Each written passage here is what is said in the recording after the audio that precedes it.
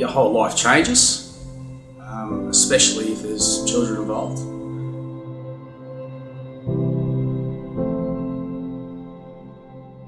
Where come to the point where I got anxiety. Anxiety led to depression.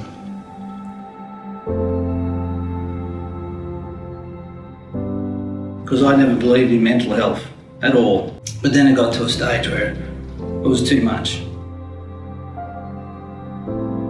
I was injured at work. It affects you on a day-to-day basis. Playing at home with the kids, I've got young ones, unable to wrestle, unable to help out around the house. I was suffering a lot of anxiety at work. I was second-guessing myself all the time. I wasn't confident. I've been doing my role for a lot of years. I was diagnosed with severe depression, social anxiety and PTSD. And what that is it's an invisible disorder that not many people can see, but I experience it every day. 30th of December 2019, I suffered a missed miscarriage. I found out that my baby had passed 2.5 weeks prior, and there was no heartbeat.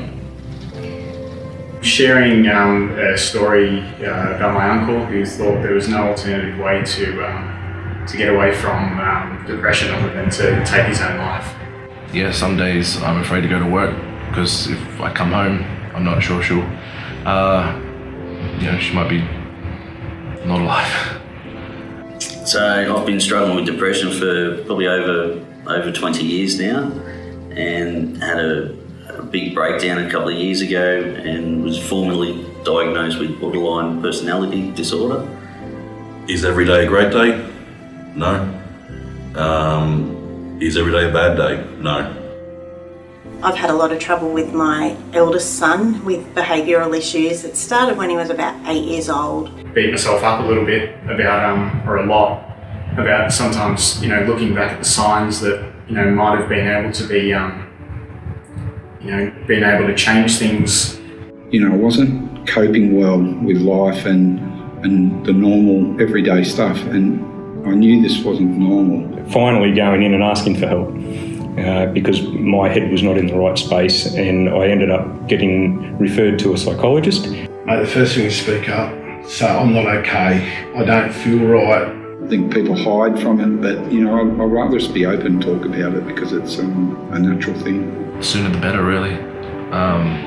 Sitting on something like that, could be disastrous one day.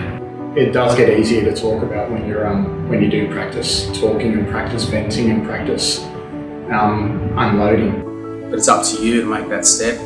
Reach out, talk to someone. Don't wait like I did. I struggled for years and it just tore me apart. Don't let it fester. Talk to people, because everyone can help in some way. They might not have all the answers. People are willing to help if you just ask. Help each other, talk to each other. Ask if you see somebody in trouble, talk to him. There's HR, speak to them and they can redirect you onto people that are professionals, and they'll give you the path and the stepping stones to get better. You can get better. Just talk to whoever will listen. Seek help from work. Most places will have a chaplain or a counsellor available. And I think the sooner that you speak about it, the sooner you can get help and the sooner you can get on the right track. So I found the psychologist probably the best thing, because I can get all my feelings out and not be judged on what I'm talking about. So pretty much talking about it's the best option. Well, I am a big believer in mental health, and I seriously think you need to suck it up, especially the guys who think they're too tough for it, and go and get some help. You have to really make that choice to be vulnerable and let people see that, and be honest. Let people know what happened, what you're going through, what you're feeling, because they can't help you if they don't know. For a colleague to approach me and open up about their experiences or things that they know or the knowledge they have helped me immensely. It was coming up and saying, mate, been there, know what it's like, here's some advice, and if you ever need help, I'm there. And that was massive.